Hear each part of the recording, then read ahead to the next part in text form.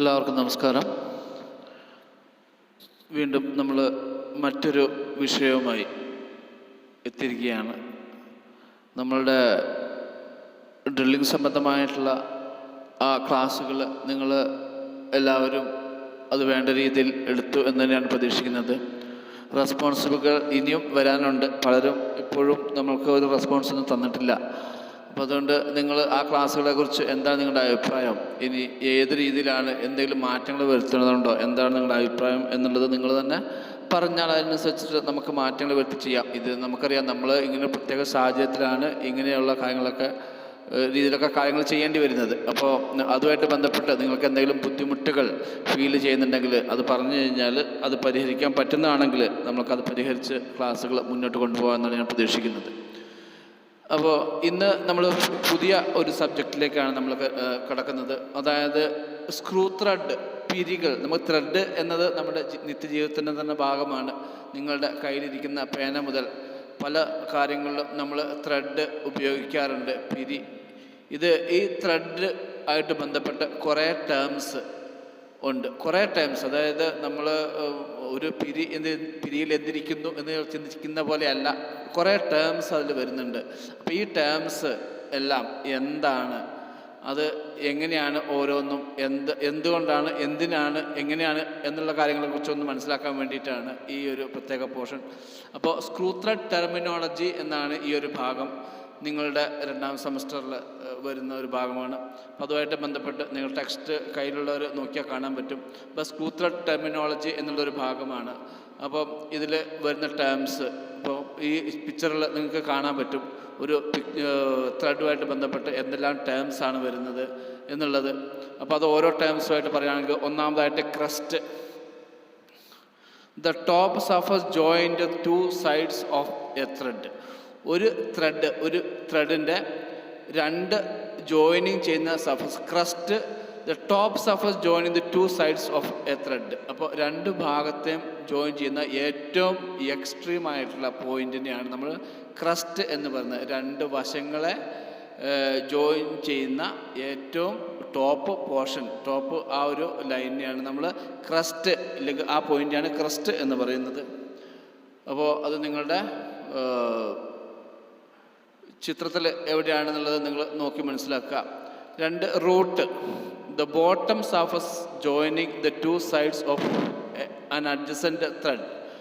അപ്പോൾ ഇതിൻ്റെ നേരെ ഓപ്പോസിറ്റ്, ഇപ്പോൾ ക്രസ്റ്റിനെ പറ്റി പറഞ്ഞു, അതുപോലെ തന്നെ the bottom surface joining the 2 sides of adjacent thread. അപ്പോൾ ക്രസ്റ്റ് എന്ന് പറയുമ്പം ഒരേ ത്രെഡിൻ്റെ 2 വശങ്ങളാണെങ്കിൽ, ഇവിടെ റൂട്ട് വരുന്നത് 2 ത്രെഡിൻ്റെ 2 ഭാഗങ്ങളാണ് വരിക. അഡ്ജസൻറ്റ് ത്രെഡിൻ്റെ 2 sides ആണ് ഇവിടെ വരുന്നത്. ആ സർഫസുകളെ ജോയിൻ ചെയ്യുന്ന ആ സർഫസിനെയാണ് നമ്മൾ റൂട്ട് എന്ന് പറയുന്നത്. ഫ്ലാങ്ക് എന്ന് പറയുമ്പം നമ്മുടെ ചിത്രത്തിൽ ശ്രദ്ധിക്കുക. The surface joining the crest and root. ഈ ക്രസ്റ്റിനെയും റൂട്ടിനെയും ജോയിൻ ചെയ്യുന്ന സർഫസിനെയാണ്, അതായത് ഈ ക്രസ്റ്റിൽ നിന്ന് റൂട്ടിലേക്കുള്ള ആ ഒരു ഏരിയ ഉണ്ടല്ലോ, അതിനെ ജോയിൻ ചെയ്യുന്ന ആ ഒരു സർഫസിനെ പറയുന്ന പേരാണ് ഫ്ലാങ്ക്. Thread angle. വീണ്ടും നിങ്ങൾ ചിത്രത്തിലേക്ക് വരിക. നമ്മുടെ ചിത്രത്തിൽ നോക്കിക്കഴിഞ്ഞാൽ ഇവിടെ 60 ഡിഗ്രി എന്ന് മാർക്ക് ചെയ്തിരിക്കുന്നത് കാണാൻ പറ്റും. അപ്പോൾ ആ 60 ഡിഗ്രി എന്ന് എഴുതിയിരിക്കുന്ന അതിനെയാണ് നമ്മൾ ത്രെഡ് ആംഗിൾ എന്ന് പറയുന്നത്. The included angle between the flanks of adjacent threads. അടുത്തടുത്തുള്ള 2 ത്രെഡുകൾ തമ്മിലുള്ള ആ ഒരു ആംഗിളിനെയാണ് നമ്മൾ ത്രെഡ് ആംഗിൾ എന്ന് പറയുന്നത്. Depth. The perpendicular distance between the Roots and crest of the thread. Perpendicular distance, depth എന്ന് പറയുന്നത് ഇവിടെ നിങ്ങളുടെ ചിത്രം നോക്കിക്കഴിഞ്ഞാൽ ഇവിടെ സിംഗിൾ ഡെപ്ത് എന്ന് ഇവിടെ എഴുതിയിട്ടുണ്ട്. അതായത് ക്രസ്റ്റിൽ നിന്നും റൂട്ടിലേക്കുള്ള പെർപെൻഡിക്കുലർ ഹൈറ്റിനെയാണ് നമ്മൾ ഡെപ്ത് എന്ന് പറയുന്നത്. പിന്നെ മേജർ ഡയമീറ്റർ, അടുത്തത് ഒരു ടേമാണ് മേജർ ഡയമീറ്റർ. നിങ്ങളുടെ ചിത്രത്തിൽ നോക്കുക മേജർ ഡയമീറ്റർ എങ്ങനെയാണെന്നുള്ളത്, എവിടെയാണെന്നുള്ളത്.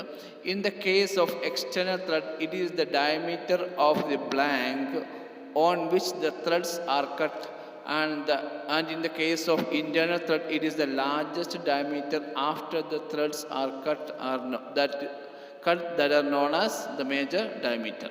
അപ്പോൾ ഇവിടെ മേജർ ഡയമീറ്ററിനെ കുറിച്ച് രണ്ട് രീതിയിൽ ആണ് പറഞ്ഞിരിക്കുന്നത്. ഒന്ന്, അത് എക്സ്റ്റേണൽ ത്രെഡ് എന്ന് പറയുമ്പം നമ്മൾ ഏതൊരു മെറ്റൽ റോഡിലാണോ ഈ ത്രെഡ് കട്ട് ചെയ്യുന്നത് അതിൻ്റെ ആ റോഡിൻ്റെ ഡയമീറ്ററിനെയാണ് നമ്മൾ മേജർ ഡയമീറ്ററായിട്ട് എടുക്കുന്നത്. അതേസമയം ഇൻറ്റേർണൽ ത്രെഡ് ആണെന്നുണ്ടെങ്കിൽ നമ്മൾ ത്രെഡ് കട്ടിങ് പൂർണ്ണമായും പൂർത്തിയായതിനു ശേഷം അതിൻ്റെ ഏറ്റവും വലിയ ഡയമീറ്റർ, അതായത് അതിൽ ത്രെഡ് പൂർത്തിയായതിന് ശേഷം വരുന്ന ഏറ്റവും വലിയ ഡയമീറ്ററിനെയാണ് നമ്മൾ മേജർ ഡയമീറ്ററായിട്ട് കൺസിഡർ ചെയ്യുന്നത്. This is the diameter by which the sizes of screws are stated. ഈ അളവാണ് നമ്മൾ ഒരു സ്ക്രൂ ത്രെഡിൻ്റെ മെഷർമെൻറ്റ് ആയിട്ട് പറയുമ്പം അവിടെ നമ്മൾ എടുക്കുന്നത്. അതായത് നമ്മളിപ്പം അപ്പോൾ 10 മെട്രിക് ത്രെഡ് M10 എന്നൊക്കെ നമ്മൾ സാധാരണ ഉപയോഗിക്കാറുണ്ട്. അപ്പോൾ M10 എന്ന് പറയുമ്പം ഈ M10 എന്നത് 10 മില്ലിമീറ്റർ അതിൻ്റെ മേജർ ഡയമീറ്റർ ആയിട്ട് വരുന്ന ത്രെഡിനെയാണ് നമ്മൾ M10 എന്ന് വിളിക്കുന്നത്. ഇനി ഇവിടെ മൈനർ ഡയമീറ്റർ, അതിൻ്റെ അടുത്ത സ്ലൈഡിൽ മൈനർ ഡയമീറ്റർ കുറേ കൂടി വ്യക്തമായിട്ട് എഴുതിയിട്ടുണ്ട്.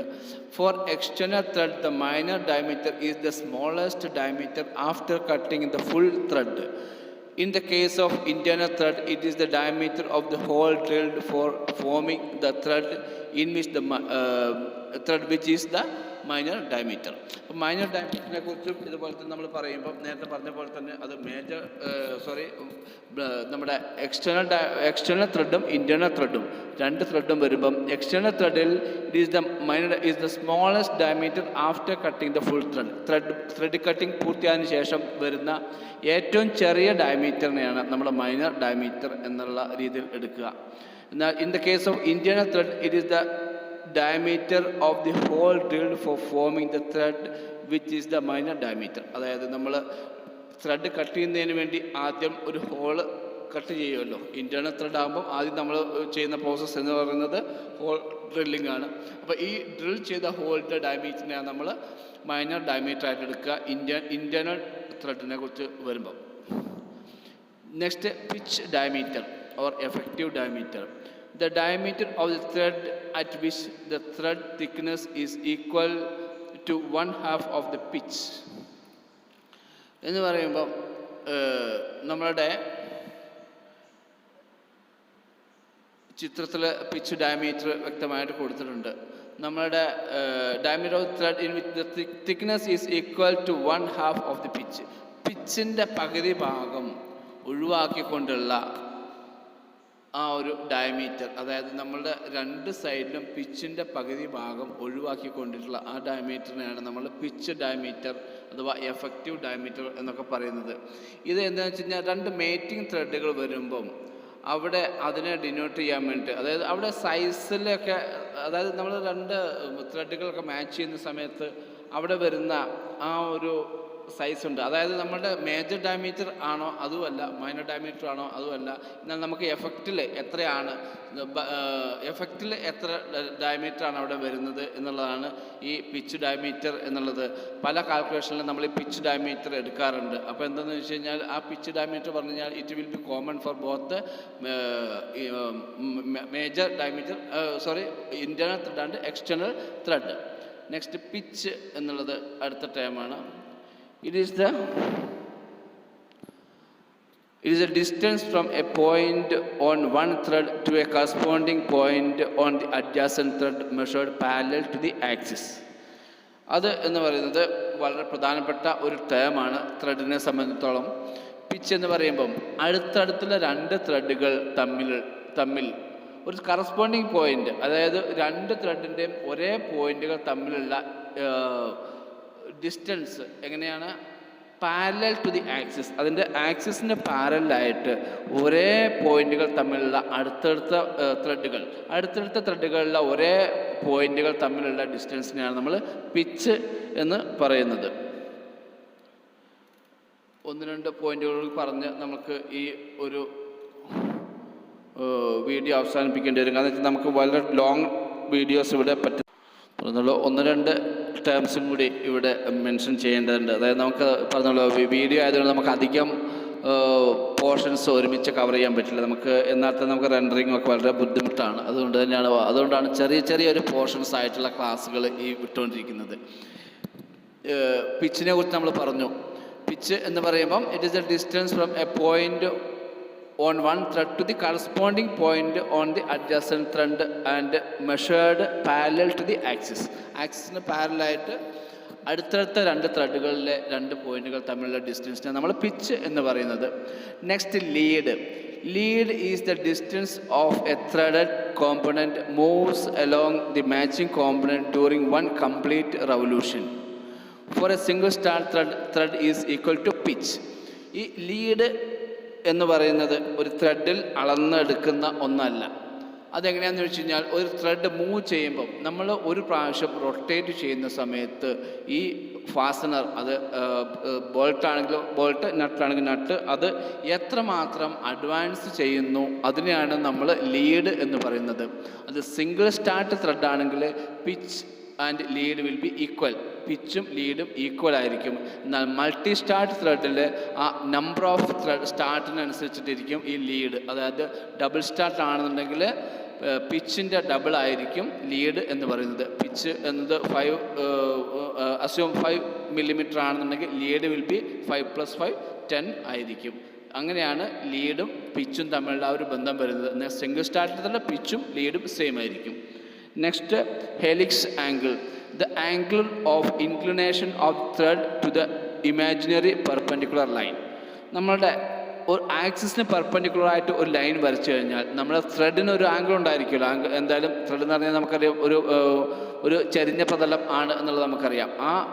ആ പ്രതലത്തിൻ്റെ ആ ഒരു ആംഗിൾ, അതിനെയാണ് നമ്മൾ ഹെലിക്സ് ആംഗിൾ എന്ന് പറയുന്നത്. പിന്നെ ഒരു ടേമും കൂടി, hand. The direction in which the thread is turned to advance. നമ്മൾ ഈ പറഞ്ഞ പോലെ ഫാസ്റ്റനർ നട്ടായാലും ബോൾട്ടായാലും അത് എങ്ങോട്ട് തിരിച്ചാലാണോ അത് മുന്നോട്ട് പോകുന്നത്, അഡ്വാൻസ് ചെയ്യുന്നത് ഏത് ഡയറക്ഷനിലാണോ അതാണ് അതിൻ്റെ ഹാൻഡ് എന്ന് പറയുന്നത്. A right hand thread is turned clockwise to advance while a left hand thread is turned anticlockwise. അപ്പോൾ ഒരു ത്രെഡ് അത് വലത്തേക്ക് തിരിച്ചു കഴിഞ്ഞാൽ, ക്ലോക്ക് വൈസിൽ തിരിച്ചു കഴിഞ്ഞ് കഴിഞ്ഞാൽ അത് മൂവ് ചെയ്യുന്നുണ്ടെങ്കിൽ അത് റൈറ്റ് ഹാൻഡ് ത്രെഡും, അതേസമയം അത് ഇടത്തേക്കാണ് ഇടത്തേക്കാണ് തിരിച്ചിട്ട് അത് ഹാൻഡി ക്ലോക്ക് വൈസിൽ തിരിച്ചുകൊണ്ടാണ് നമുക്ക് അതിനെ അഡ്വാൻസ് ചെയ്യണമെങ്കിൽ അത് ലെഫ്റ്റ് ഹാൻഡ് ത്രെഡ് എന്നുമാണ് പറയുക. ഇത്രയാണ് കാര്യങ്ങൾ ഈ ഒരു വീഡിയോയിൽ ഉൾക്കൊള്ളിക്കുന്നത്. ഏതായാലും നമുക്ക് കൂടുതൽ ഡീറ്റെയിൽ ആയിട്ടുള്ള കാര്യങ്ങൾ അടുത്ത ക്ലാസ്സിലേക്ക് ഉൾക്കൊള്ളിക്കാമെന്ന് കരുതുന്നു. എല്ലാവരും റെസ്പോണ്ട് ചെയ്യുക. നിങ്ങളുടെ അഭിപ്രായത്തിന് വേണ്ടി കാത്തിരിക്കുന്നു. എല്ലാവർക്കും വീണ്ടും ഒരിക്കൽ കൂടി നമസ്കാരം.